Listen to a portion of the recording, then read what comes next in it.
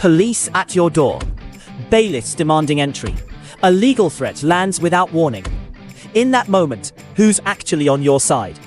This is Willoughby Genius Mark II, a legal protection platform that acts like your own personal legal team.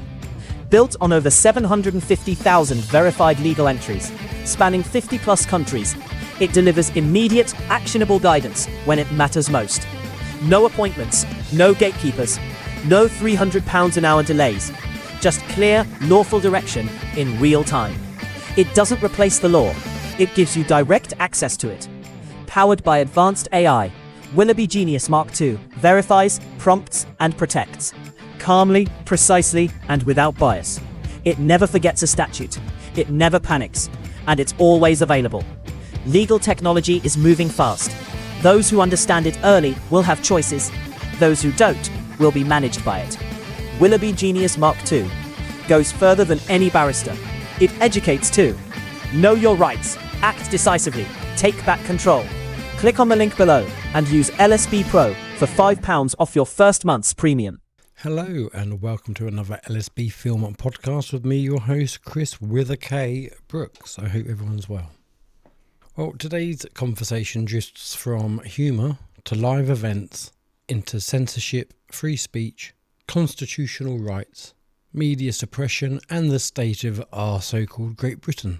What starts with jokes about politicians quickly opens up into a wider discussion about independent voices, alternative media, the NHS, English constitutional history, and whether ordinary people are being deliberately disconnected from their rights and their freedoms. Expect sharp opinions, controversial claims, personal experiences, and an unfiltered exchange that challenges mainstream narratives from every single angle. So, without further ado, welcome to the show, Graham Moore. Are you concerned about all this corruption being rebranded as conspiracy theory? Well, don't you worry. Sit back and relax and join in the conversation with today's guest.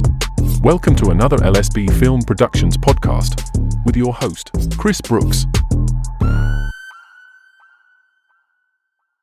Go on, what do you want to say? Let's get it out there. Get it out there, what? What was you about to say? Oh no! If we're being recorded, I can't say anything that I was going to say. No, honestly, I never anything like that. Right? Okay, then. I never said what I was just about to say about Nigel Farage and the rest of them. Right? I did not say it. My mother refers to him today as the wide-mouthed frog or toad. Wide-mouthed toad, and that just made me laugh because I can see it. No, he is a toad. I just see him as a Simpsons character. Yeah, no, I agree. Yeah, right. Anyway, what I was going to do was say that there was two really important things coming up in both our calendars.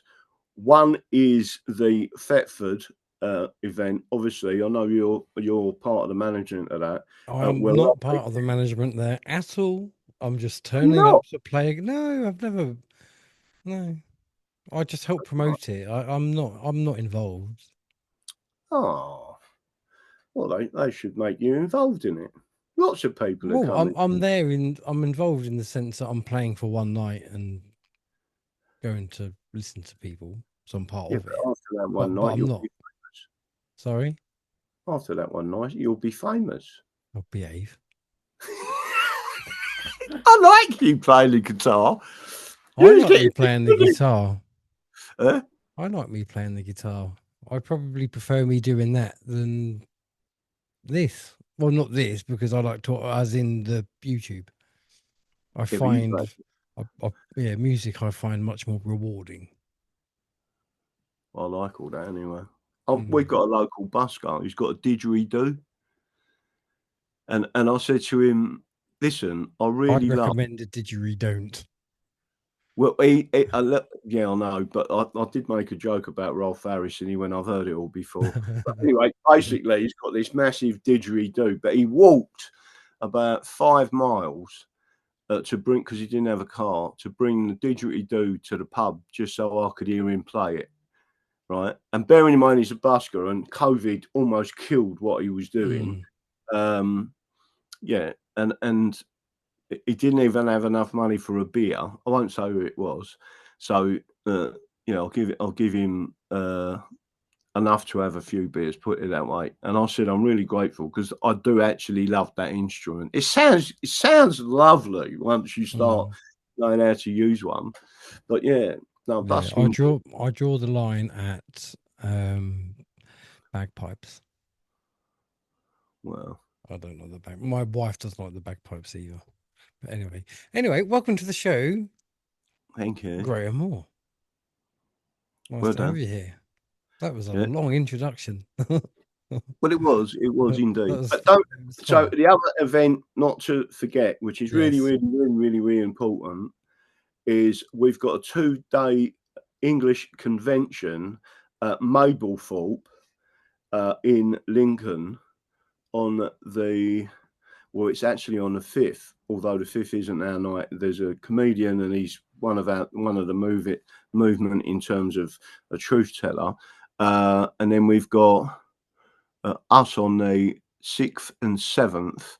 So there's loads of people like booking up. It's a bit like your event in Thetford, but there's people staying in campsites because Mablethorpe is like a working class, proper lovely place. You ever been there? No, sir. I've been to Lincoln. I've played in Lincoln. Yeah, well, no. So Mablethorpe is not that far from Lincoln Cathedral, etc. But it's right on the coast. It's got lovely, big, really natural sandy beaches. But the person who owns where we're going to be is called the Dunes Complex, and he used to work for the council, realised how bad it was, cashed in his pension, bought the Jones complex and basically said, I am now promoting free speech, and he's got a big hall there, it's got a bar there and everything, and he doesn't cancel anyone, right? He says, if you've got something to say, come in here. And then he allowed us to put on a 2-day event there, but there's going to be some votes going on from the English Constitution Society and at the English Constitution Party, so it's going to be a really important one. So just to let everyone know that that's going on. Well, if you send me the any information, I can put that up on the screen as you're talking about it. I wonder if he would allow people like Just Stop Oil. Say that again. I said I wonder whether he would allow somebody like Just Stop Oil. He probably would. Yeah. He doesn't differentiate with what your point or political. Otherwise, you're doing the same thing, right? I know it sounds strange, but so no, I even totally agree. Yeah, so I think everyone that one of the worst, or not one of the worst, the worst thing, right? Which is why I do like coming on this show. I do like speaking to your audience and to you and to the people of Thetford at that event. And what is the reason for that?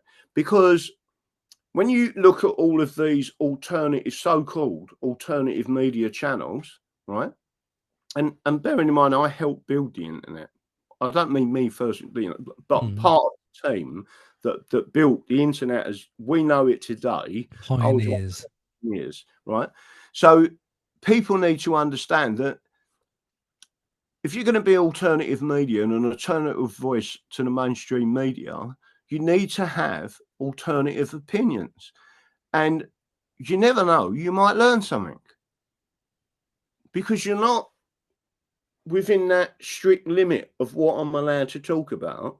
All of a sudden, someone comes along and says, English independence would also mean that Scotland, Wales, and Northern Ireland take back their countries from the extreme left.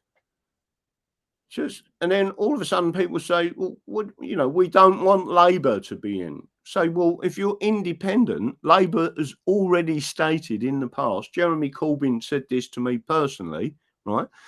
That we would never allow England to be independent because the Labour Party would never be in power again, right? They know that England is a conservative nation. Even the workers are conservative. What I mean is traditional. They don't want that. They want Marxism. They want communism. So if you eliminate them, and what people don't realise is you get all of your rights back.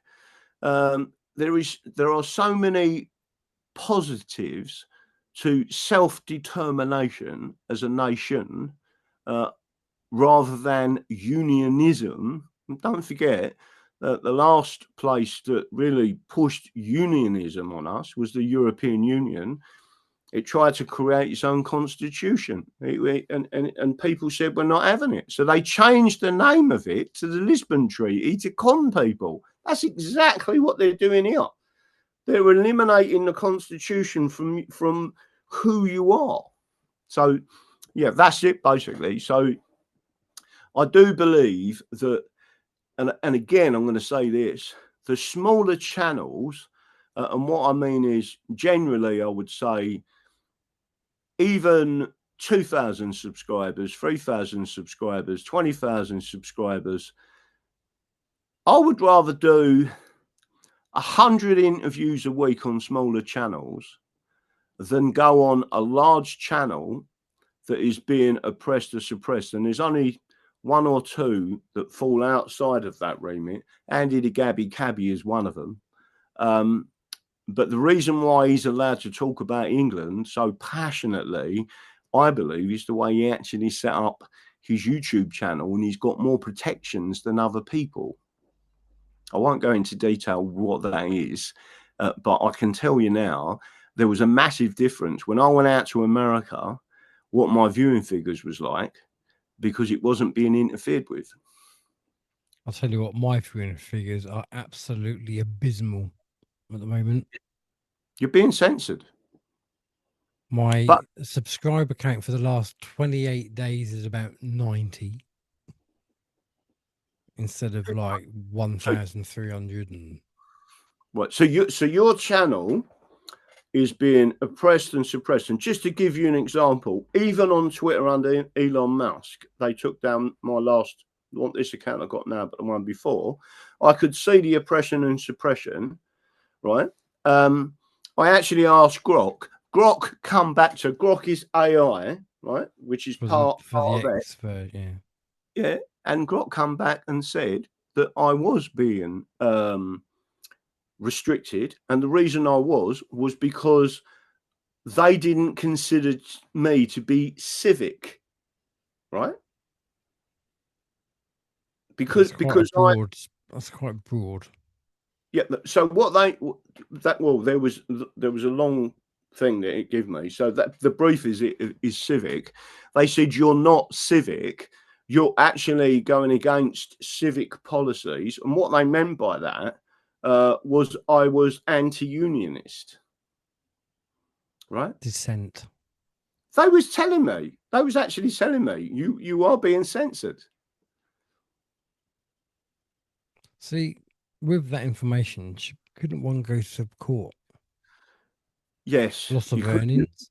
You could, and when they took down my last account, I was advised by someone else to take them to court because they did it for no reason. And bear in mind, all of my accounts state I am for self-determination. So, and let me just make sure I think everyone should be clear on this by now. They're not. They really need to understand this. I am not anti-Scottish. I'm not anti-Welsh. I'm not anti-Northern Irish. I'm not even anti-Southern Irish. Although I think talk funny. Well, they got funny accents. It's not really it's their problem, right? So, but the major point I'm trying to make is, it is depicted and has been depicted that the English, they've all been trained and mind trained to hate the English. Right, and to blame everything on the English. Well, it's the British Union that's done it all. It's not the English. Whilst the English still subsidise all of them for free university and all that kind of stuff, whilst the English still have to pay to go. Exactly. So, if you look at, I had to go to hospital yesterday in Exeter. We had to mess around for ages trying to pay for the parking at the hospital, right? There was queues of people. There were people that are unwell. They're trying to work out how to do this system. It was quite a complex system. Shouldn't even have to pay. But in Scotland, you don't have any of that. You don't pay hospital parking in Scotland. And why is that? Because the English pay it. Exactly. And it should all come under your national insurance, which all goes towards the NHS anyway. Well, I'm so pleased you just said that. Even though we know it doesn't really. So just, I mean, I'm not going to get on here and have a severe bitch about the National Health Service. Come on, let's have a bitch. Well, it should be disbanded. It was Yeah. better before. I just got to make sure I say this. Well, I was laying on the floor in agony, right? I've already had one disc taken out when I was 29, right? Removed completely. Is that why your head wobbles? Sorry? Is that why your head wobbles? Yeah, that's why my head wobbles. No, listen, my discs are going funny there now, right? But the funny, and I was on the floor, right? So literally, Janet was going to call an ambulance. It was that painful, right? It took hours to get the pain to go off because my back was in spasm, and rung a doctor, and the doctor said, "Oh, we'll ring you back and we'll triage you." The next day, they still hadn't rung me back. Right, bearing in mind, I'm screaming in agony on the floor, right? And then Janet's rang them up and said, "Listen, this is wrong, right? We've told you he was in agony last night. I was about to call an ambulance, blah, blah, blah. Oh, sorry, we'll get someone to ring." And then the doctors rang me. They've given me a remote prescription for painkillers and said, "Oh, we're just making an appointment at Exeter Hospital to go and speak to someone about your back," right? So I go to the osteopath, and I obviously have to pay for the osteopath. And he said, "Have you had a recent scan?" I said, "No, but I've gone through this process now with Exeter Hospital." He said, "It'll take you about 3 months, maybe 6 months before they even scan you." I said, "Well, how can I get a scan?" He said, "Scan.com, I'll refer you," right? It was 350 quid. The scan was done within 2 days, right? I had a consultant's report on my spine telling me that I had 3 bulged discs. One was touching the sciatic nerve.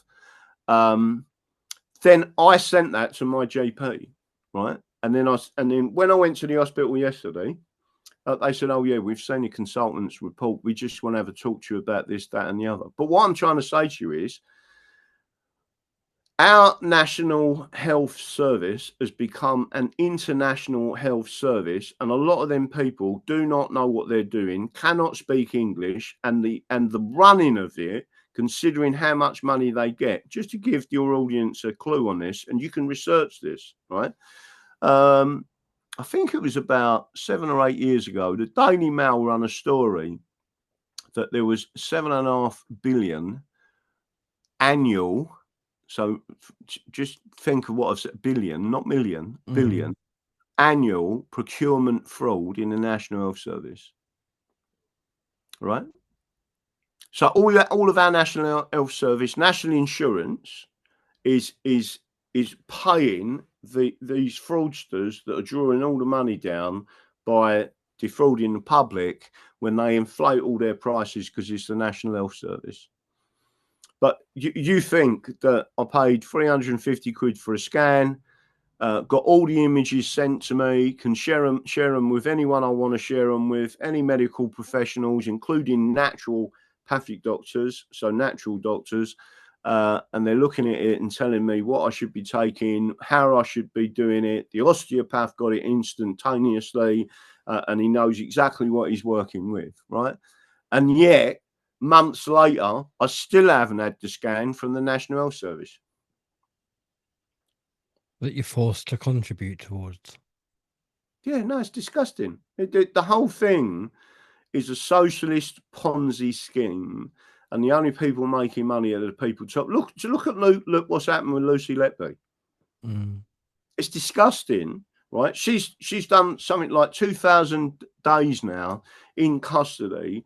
The police have already raided a number of various offices and home addresses of people that they believe perverted the course of justice in her case. In other words, the state was protecting the National Health Service and consultants in that hospital. She was a whistleblower, or is a whistleblower, and is still incarcerated to this day, right? And people at very serious higher level in the judiciary, in the media, in various different places, including her current legal team, all know that she is completely innocent, right? And yet she's still there. Well, it goes much wider, doesn't it? Just look at the Epstein list. How many people have been? Who's been arrested? We've got people eating the flesh of young and doing all kinds of things. And what's happened? Nothing. There's no accountability whatsoever I at agree. any level. Right. So Unless it's you or me. I am pleased that you just said at any level, right? No one under the English Constitution is above the law. That includes the King of England, right? The King of England is still subject to the law. Is he the King of England or the King of the UK? Well, I see him as a corporate head, not a sovereign head. Well, I mean, to be fair, the monarchy is, and the law books tell you that, a legal fiction. The monarchy, right, is a legal fiction, and it is a legal fiction. It was created by the law, so people need to understand that the English Constitution has been attacked at various stages. So in 1933, I think it was, they removed one of our protections, which were called grand juries, right? Now, the grand jury allowed the people to hold senior ministers and senior people within governments and any other senior person anywhere, allowed us as a jury, as a grand jury, to indict them. In other words, to say that there is probable cause, and therefore you get a grand jury indictment, which is in effect an arrest warrant, right? And you then go and get that individual or individuals and put them on trial, right? That was removed. It should never have been removed.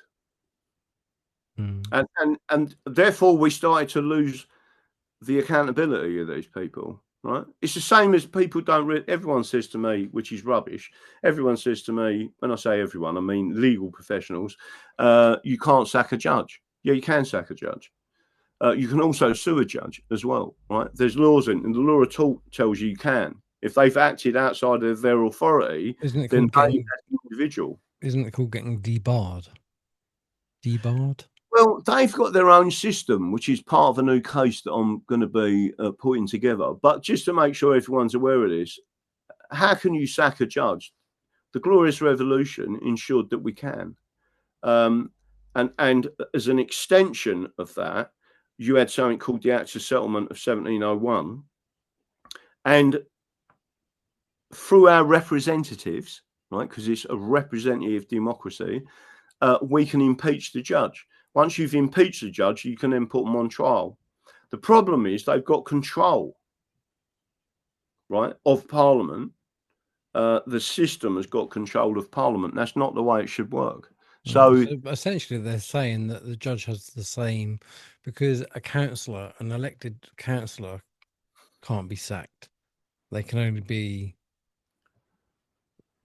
voted out, I suppose, unless it's something illegal. Yeah, unless they do something illegal. But otherwise, they can't be sacked. Yeah, so it's so again, even the King of England can be sacked by the people if he perjures his oath. The Glorious Revolution stated that as well. And you don't have to do it in writing. You can do it by deed. So if the King of England has done something where he's gone against the coronation oath, he's gone against the people, which that the monarchy has been doing for a number of years. We passed that boat sailed ages ago. No, I agree. But people don't understand the history. If they understood the history and the legal history, which is completely important, but they're being conned in universities. So the Marxists first took control of the universities. By the way, the universities are there as part of our constitution, right? So if you take control of the universities and then you remove the constitutional knowledge from lawyers, solicitors, who then become judges.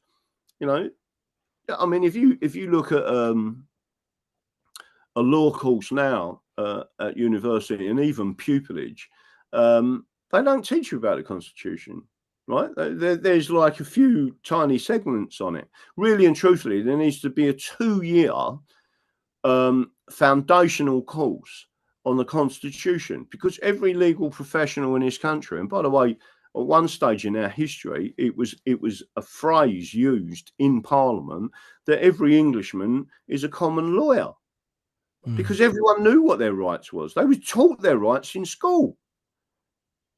And instead now they're teaching them all this nonsense when the most crucial elements of their governance is not taught to them anymore. That's because they don't teach the children. They don't teach the children anything that's empowering. Yeah, it's all how to be a good little slave. Shh, run along, do as you're told. Yeah, that's the education system. No, it's. We were walking to school this morning, and my little boy, he said, "Oh, everyone looks so miserable and so miserable." I said, "Yes, because they're all going to work, to a place where they don't want to be." I said, "School's the indoctrination of getting you ready for that." Yeah. No, that's exactly right. So in the old ways of doing, and that's why I believe, and it's why the government are now attacking homeschoolers, because all of a sudden you can start teaching your children, and that's how it used to be under the Anglo-Saxons. The mum taught the kids, and taught the kids the law as well, and they did it in rhymes. So, everyone knew what the law was and they understood it. Again, people don't realise. I mean, Rupert Lowe is talking about, mass deportations. That's standard English law. It's called banishment. Right? We used to banish people, right? When people talk about all these rapes all over the country of white working class English girls, right? I mean, who was the first people to bring in laws against rape? The English. First Statute of Westminster, 1275. It was the English that abolished slavery as well and didn't finish paying for it until about 2015 or 18. Yeah, no. And again, so you've just said that. I tell people that there's a video on YouTube at Cambridge University where Sir Stephen Sedley, who is he's now a retired appeal court judge, tells that story and actually says who was paying that through taxes, that debt off to the Rothschilds, the working class. But they didn't have any slaves. We didn't own slaves, right? It was the judges and the lawyers and the people in the upper echelons of society, and not just in England, right? But many Scots. The barons and things. The barons. They and again, it was mainly where the word come from, Tories. Was the barons, the people that believed there was, that can own people. And again, the same people. Do you mean like the same people that send other people's children off to war? Correct. Yeah. And again, when you really understand the English Constitution, it's fascinating. That's why I want people to understand it. And there's different levels, obviously, but even you can teach a 5-year-old, and you can understand fairness from a 5-year-old. When people start talking about equity law, I mean, it's part of Chancery law. It doesn't have a jury. But if you take something off a 5-year-old that belongs to them and you give it to another 5-year-old, and the first one says that's not fair, they understand the basics of fairness. So again, it's the key to this is education, which is why we've got the English Constitution Society, which is educational, and it's why so many people come to our seminars, because it doesn't matter if you're a non-voter, a Labour voter, a Conservative voter, God forbid, a Reform voter. It basically just educates you on what your constitutional rights are. We tell you that you do have rights, and they're completely separate from the European Union and the European Convention on Human Rights, which are what's known as qualifiable. Who qualifies them? The government. So if the government creates, if the government declares an emergency, your qualifiable rights via the ECHR are gone, right? The English Constitution doesn't do that. It's still there. They're inviolable rights. You cannot take them rights off people. And funny enough, it's the same with the NHS, where in times of a crisis, government take over the NHS. And since COVID, I don't even know whether they've handed it back yet. Well, I've got to be honest with you. That was the most disgusting. I mean, they tried to force me to wear a mask when I went into hospital, and I actually called the geezer a Nazi. They banned me from all hospitals in the UK for 6 months. And I had a life-threatening condition. That's how disgusting them people. How could you ban somebody from somewhere that could potentially be life or death? That exactly. And again, that was challengeable, right? That was challengeable because I've paid national insurance and it's part of our structure. And the National Health Service have a constitution, right? It's called a framework agreement. They're not allowed to do that, but they did. And they got away with all these things. I mean, yeah, anyone with any form of common sense today understands that COVID was a con. It was a lie. And the only reason they told everyone to wear masks that didn't work, right, was that they wanted a way of visualizing how their propaganda was working, right? So that you had, and anyone who didn't take the jab, and anyone that didn't wear a mask, and anyone that stood up in these supermarkets with these little directional arrows, right, as if I nearly swore then, as if a virus isn't. Of course, a virus only goes in one direction. If you walk in this direction, you'll escape it, right?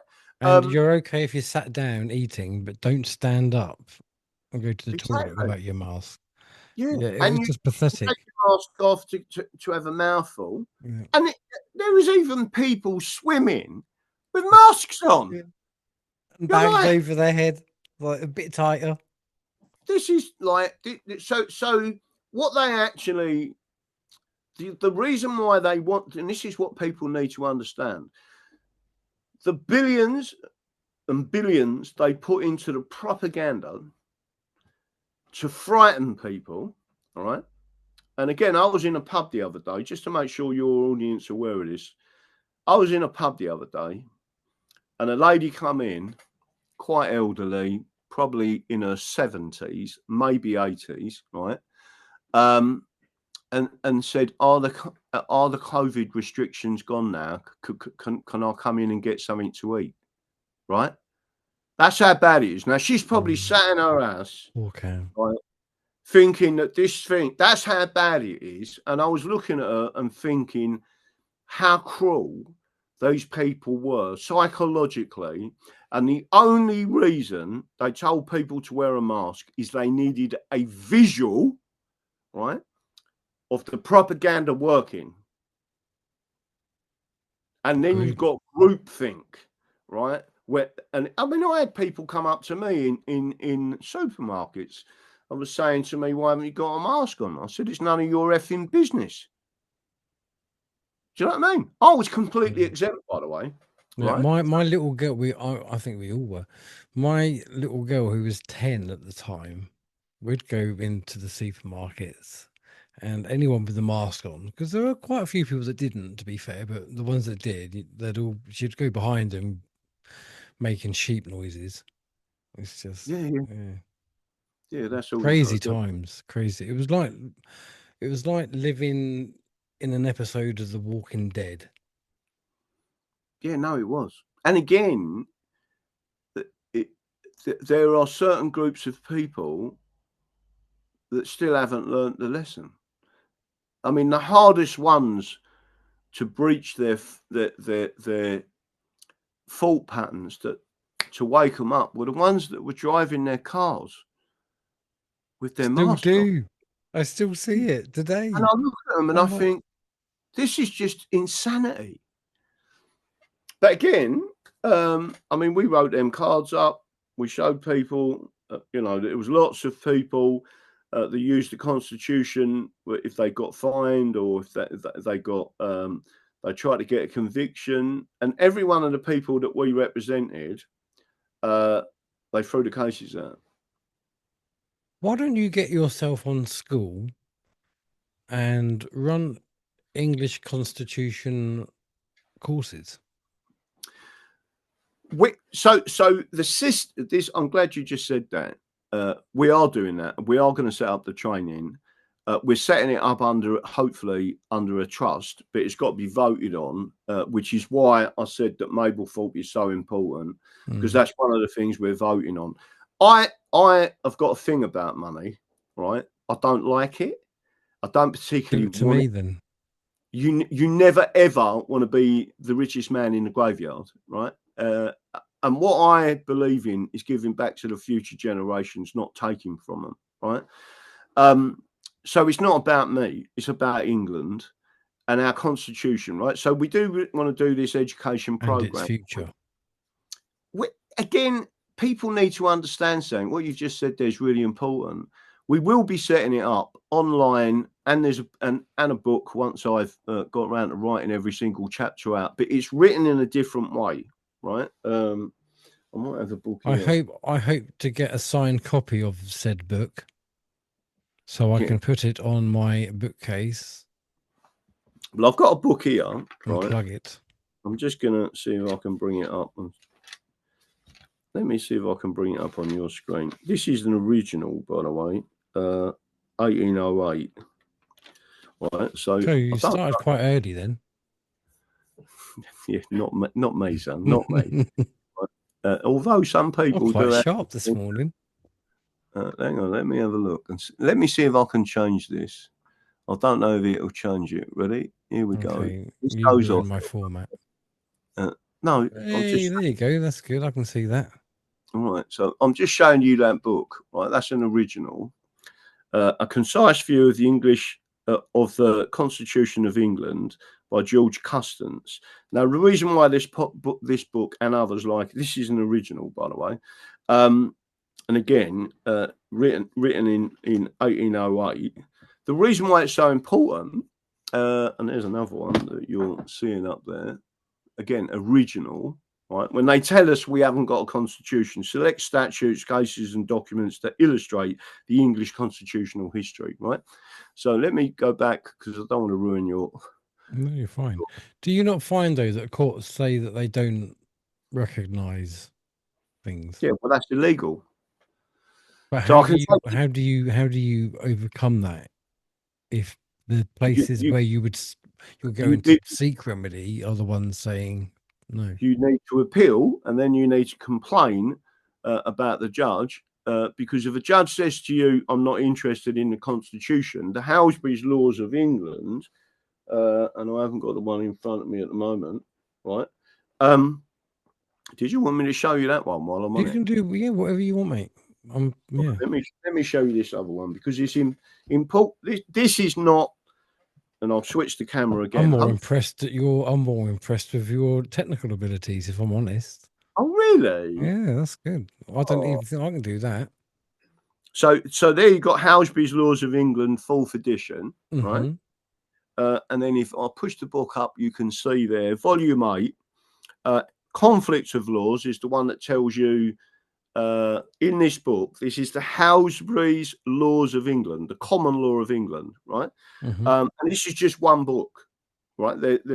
If you look behind me, and it's not a green screen, there's two sets, statutes. Unlike someone else I know. Who's that?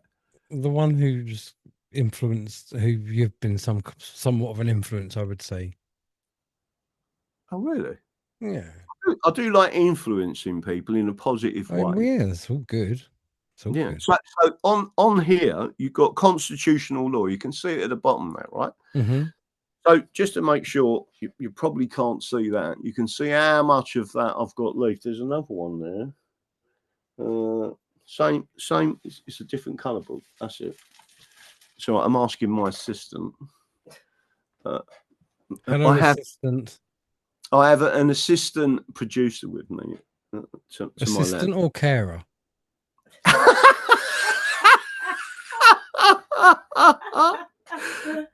Yeah, carer probably. I'm here all day, folks. I'm here all day. Just to make sure you're all aware, right? So here, just 4th edition, Mm-hmm. and then if I move that up, you can see it again. Constitutional law. Constitutional law. You can also see. I'd have to move the camera up, but you would see how thick that book is, right? Mm-hmm. So this is all current law, all right? So getting back, let me take it back to my other camera again. So your question was, what happens if the judges turn around?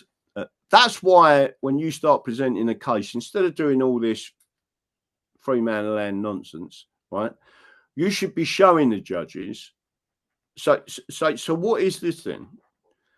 And it is current law, and the House's Laws of England says that constitutional law covers all law, criminal law, private law meaning contract, public law. Public law means basically that there is a public injunction, and often with criminal penalties if you go against it, which is what the Bill of Rights is, right? So technically, if anyone goes against the Bill of Rights, police officer, official, normal member of the public, they are in contempt of statute or contempt of sovereign, and that is an indictable offence. Indictable means it's more serious than a misdemeanor. That means you're going to go to prison, right?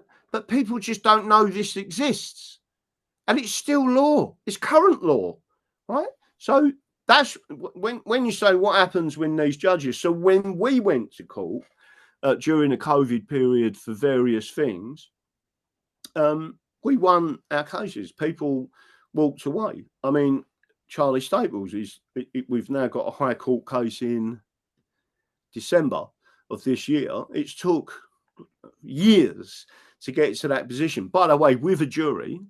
So the jury is going to listen to and we're individually suing the police constables as well as the chief of police. Is this a jury trial or a trial by jury? Because there's a distinction, isn't there? There's a jury. A trial by jury is where the jurors decide the outcome. They decide, they're in control. The judge just acts as like an adjudicator. A jury trial is completely different. The jury is simply there for show, really, and the judge still is the one who casts the final vote, not the jurors. That's the difference.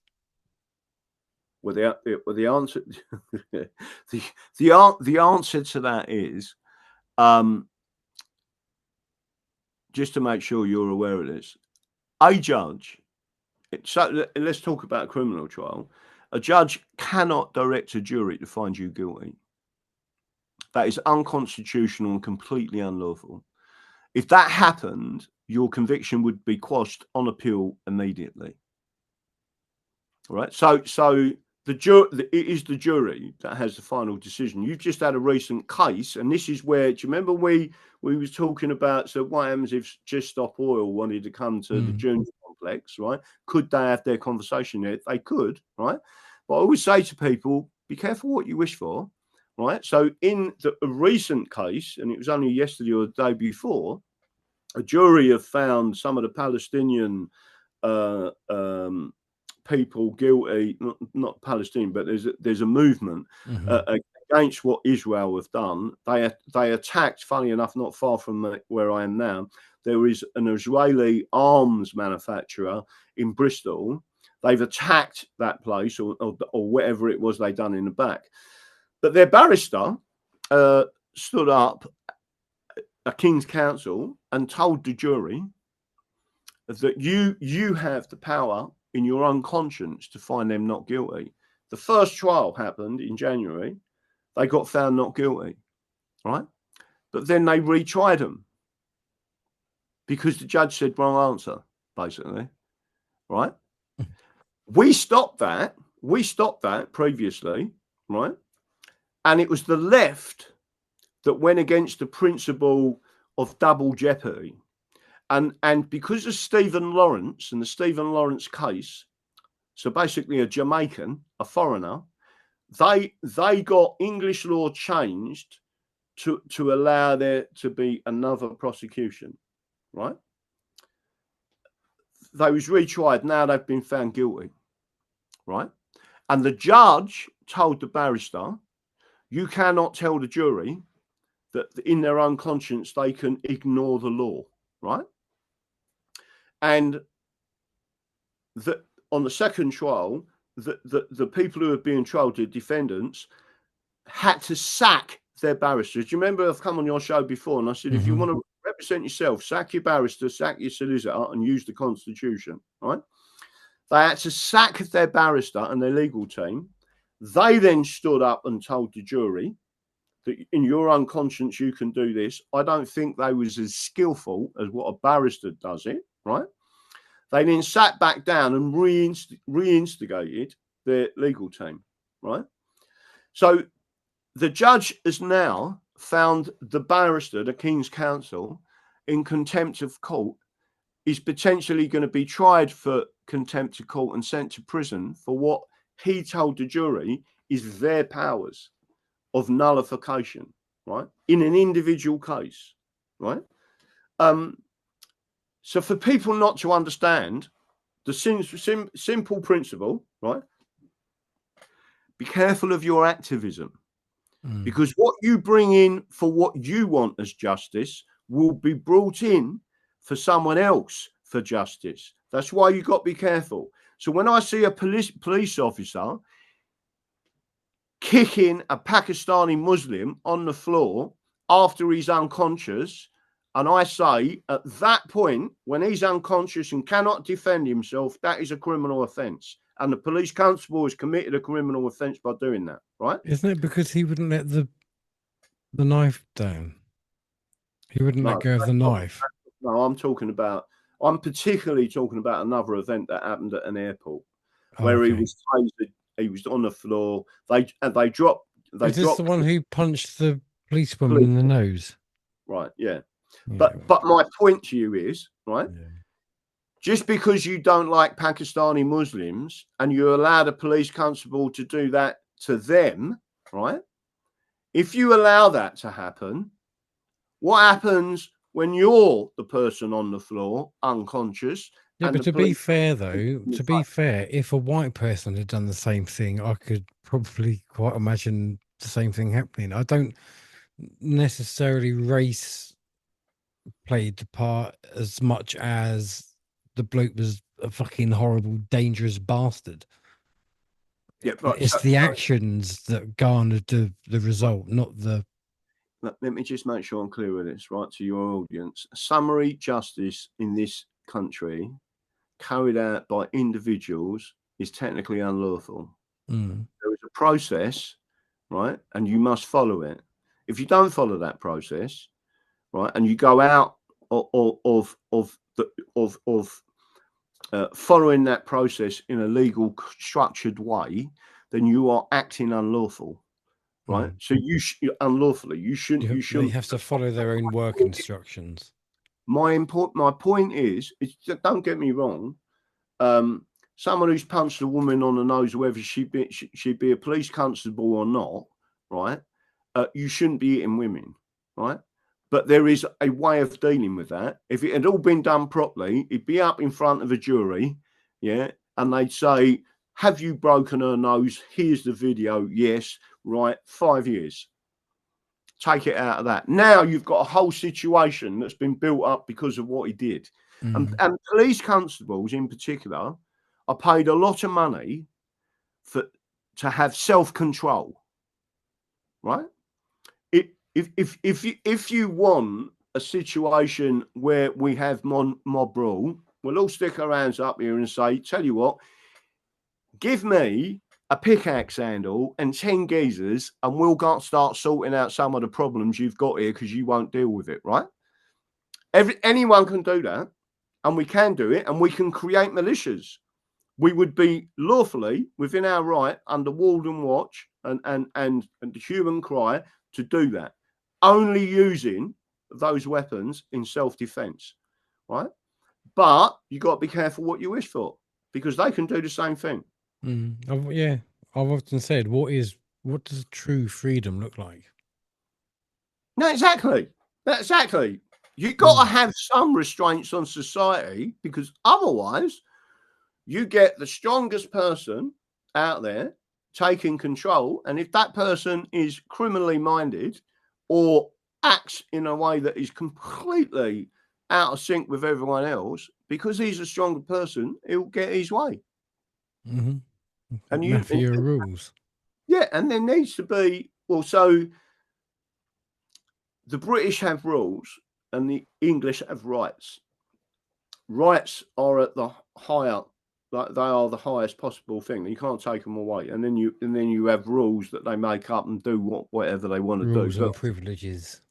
Yeah. As soon as that starts to breach us. But that's what I'm trying to say. So getting back to the jury situation, which you just described there, the judge in Charlie Staples' case don't forget, when he went up against these police officers in the Crown Court with a jury, the judge saw the evidence and then put to the jury, if you believe Charlie Staples has been tortured under the Criminal Justice Act 1988, Section 134, you must find him not guilty. He got found unanimously not guilty, right? So what I'm trying to say to people is that judge was a good judge. We've then, by the way, the police made admissions during the trial on oath to what they'd done. We then made an application for the full transcript of the trial to use it in the talk trial in front of a jury, right? Guess what? Whole transcript has gone missing. I read or listened or however I came across it, that you can actually record as is your right in a courtroom. You'd have to ask permission of the judge. You can take your own stenographer. When you say record, you have to be careful in what you're talking about. If you want your own stenographer, right? So the judge is more interested in the way it's going to be depicted.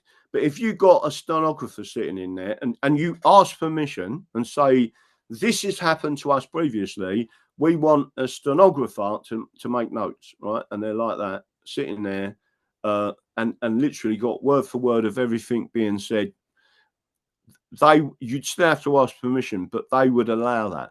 It's when you start taking audio equipment in there, and the reason for that is there's some parts of court cases, and the judge will make the decision on it, where arguments are put forward, or they could be making reference to people that are not in the court.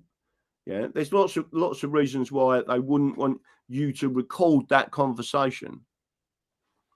Let me put it this way. More often than not, if that conversation was going to take place, right? I'll give you an example. If there is an informant and no one knows who it is, right? But the police have acted on information, got to ABC, done this, done that, right? And then all of a sudden you want to start talking about the informant, right? And what role he or she has played, right? The judge could say, I'll hear these arguments in chambers. So he'll take it out of the court, because in his chambers, he's got complete control. There's no one recording the conversation. Because you've potentially got a situation with an informant, depending on what the case is about, that the informant could be shot. It's funny, informant, the word informant, isn't it? Because it's the same word that they use for the father on the birth certificate, the informant. I haven't got that in front of me. Yeah, weird. I don't. Yeah, there's a lot of things that are weird in history, but if you look up the history of it and the reasons for it, it'll give you the answer. But yeah, that's the basis of what we've all got to do is go back to the Constitution and stop and because the Constitution empowers you as an individual. That's the way England has always worked. We're not Roman law jurisdiction. We're common law jurisdiction. We're sovereign. Technically, we are. I mean, if you look, so you've talked about sovereignty in a jury. The ultimate sovereignty is as a jury, because you're the only people in the world that can nullify the law in an individual case. You have the same power as a jury as the King of England has to pardon someone. But only if that's a trial by jury. A jury trial, that's not the case. Where the jury has full power. Yeah, trial by jury.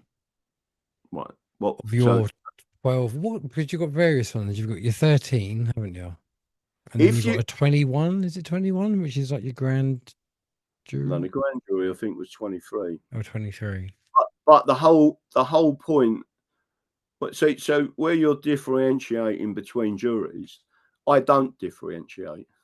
What I say is the jury is the jury is the jury, and the jury makes the decision. So in a court of law, in a tort case, for example, the judge may put restrictions on damages. Well, I would say to the jury, it is your decision because these are your rights. You decide. And one of these cases was Woods and Wilkes, where they actually said that. I mean, they awarded something like, in today's money, £400,000 for a minor breach of the defendant's rights. Blimey. So I'm just, because I'm really crap at remembering things, and I want to know so I'm factually correct, because there is a difference, I think. Yeah, but it depends who's taught you that. There is a jury is a jury is a jury. If you allow there to be two different types of juries, you are basically surrendering partly to a Roman law jurisdiction system, where you're actually saying the judge and a tribunal system is above. The same as equity law. These people who think equity law is all fine and dandy, it is in some circumstances, but it's only part of our legal system, and there is no jury in an equity court. It is a tribunal system. Okay. It's the same as if a situation happened tomorrow and you was working for, I don't know, Tesco's, and they sacked you, right? You can't go in front of a jury. You can only go to a tribunal because they created the employment law system under a tribunal. And then they tried to say in that system that there was no appeal, right? And that got took to the highest levels in this country. I'm not sure if I'm right on this. I think it was Kurt and others, where they turned around and said, no, you can't do that. Everything in England has an appeal system. You can't ride out the courts because you create a law. That's not what you should be doing. No. Otherwise, you've got an administrative system, and that's not what our justice system is. So what's on the cards for you? I know you've got these events coming up, but what's your next objective? What are you pushing towards? What's your goal for the rest of this year? To hopefully to finish the book, which will be written in a lay perspective of the Constitution from the point of an Englishman, not as a barrister, right? So telling people from our perspective, not from their perspective, which is a controlled situation from them, right? To finish that, to hopefully put this court case forward where the monopoly of the bar system needs to be broken. We need to go to court and say, listen, this can't. You've created a monopoly which is now subversing to Parliament, right? And that's not the way English law should work. So we're going to mount that. And the other major thing really is just to keep going around doing the seminars and teaching people and making people understand. It's not just about, people shouldn't just be listening to me. The books that I recommend are legitimate books. Don't go and listen to someone on YouTube, right? Go and read it yourself, right? So there's lots of books out there, and especially the older books, because the older books didn't have the degree of political correctness. There was no such thing as political correctness. They just told it as it was. And you get into the mindset of thinking like an Englishman. And that's the way it should be. It's all about critical thought. So the major thing is we've got the events coming up. The major push I'd like to see, and again, this is why I love the Thetford event and the people of Norfolk in particular, because Norfolk has always been rebellious, right? Mr. Thomas Paine. Well, it's crucially important that the people hopefully get behind, and we're not deceived that this new, which started off as a movement, has now morphed into a political party. I mean, I went to Restore Britain's first meeting where they announced they'd created a political party. I watched the people on the stage. I watched their body language, what they were saying, and they absolutely deeply believe in taking Norfolk back for the people, right? I watched previously and you had a number of them people on your show that stood as independents in Norfolk, and many of them won their seats, right? I think pushing forward, as long as this group understands that England has a constitution and that is what their representatives should be pushing forward to take back the powers of we the people from the state, then I think we're very much closer to getting the results that everyone wants to see. And what do I mean by that? I mean accountability for COVID. I don't know if you know, but Rupert Lowe has made a statement that Restore Britain will pursue accountability, will prosecute and put in prison people involved with COVID, will compensate people who lost their jobs, will compensate people that were injured, and not just this silly vaccine injury thing that they've got, properly compensate families that have had a bereavement because of their family members technically were murdered. But Rupert Lowe is the only person who stood up and said that. And again, he's now aligned with Andrew Bridgeton. So there's so many positives that I think people should understand. But the major one for me is that they must want to bring back the rule of law in terms of the English Constitution. So it needs to be pushed forward. And I think Norfolk has got, out of all of the current shires, have got the best opportunity to do it. Well, watch this space. Let's hope something changes soon, because something has to give soon. Because I don't think we can go on merrily too much longer the way things are. No, I agree. I mean, there is another option, which is a full Comanche militia, which is completely lawful in England, and Which I do see. Take it back. I do see that happening. Yeah. There's only so much the English will take. And after that, the thing that I will warn people of in any situation like that, once it starts, you won't stop it. It's like a fight in a pub, right? When everyone starts fighting. If anyone's ever been in that situation, I have, right? I wouldn't say it's terrorizing, but only the most violent come out of there and win. Everyone else suffers. And you can be an innocent bystander saying, I don't want to be in a fight. And the next minute, you get glass in your face, right? Well, you stood there for too long, too silent. And that's the way them situations happen, right? And that's what I'm seeing at the moment. People are slowly saying, we've had enough. Yeah. And agreed. They've only got to look at the peasants' revolt. Agreed. I hope I see change in my lifetime. Oh. Yeah, no, I don't. I think you'll be seeing it very, very quickly.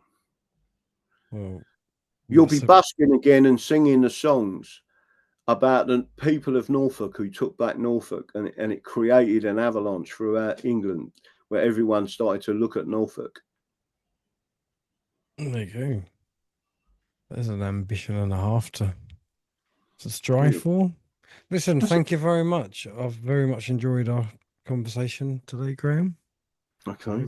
I appreciate you getting all dressed up for me. And now we've become Chaz and Dave. Yeah, and now I live in the country, so I can wear one of these again. There you go. Look at that. Perfect. You're like the granddad I never had. Oh dear. Thank you very much. I've really enjoyed our little chat, and I look forward to seeing you in July. Yeah, July. Really important one, the Thetford one. I enjoyed last year's one so much. Don't forget your wallet this year, mate. Me what? Don't forget your wallet this year. Why did I leave it last year? You said you got so far and then you realised you hadn't got your wallet and then you had to drive back. Yeah, no, I had to drive all the way back. Yeah. I drove back How 90 the miles. fuck did you forget that, mate? Don't forget your dementia tablets as well. Yeah. Although having said that, mate, my memory is terrible. So I do jest when I say that. Well, I was just going to say this. Actually, I'll wait until we're finished. So yeah, for everyone watching, I hope you've enjoyed it. I've enjoyed it. And until next time, look after yourselves. Go check out the English Constitution on Rumble. And where can we find you? Right. So you've got the full English show on Rumble. Mm-hmm. On YouTube, it's the English Constitution Party. I'm not bothered about YouTube anymore. They've took me down 3 times on there, so I don't even bother with it. I'll just stream to it so people can see it. But Rumble and the full English show is the channel. I think we've got 10,000 subscribers on there now. On Rumble, more and more people are listening to it. On Twitter, I can be found at English Exit. So it's quite an easy one to remember. And again, I've been taken down 3 times on there. And all I do is talk about the English Constitution. Crazy, isn't it? Absolutely crazy. There you go, people. Go check them out. And I hope you enjoyed it. Until next time, look after yourselves, and I'll see you in the next video. Bye for now.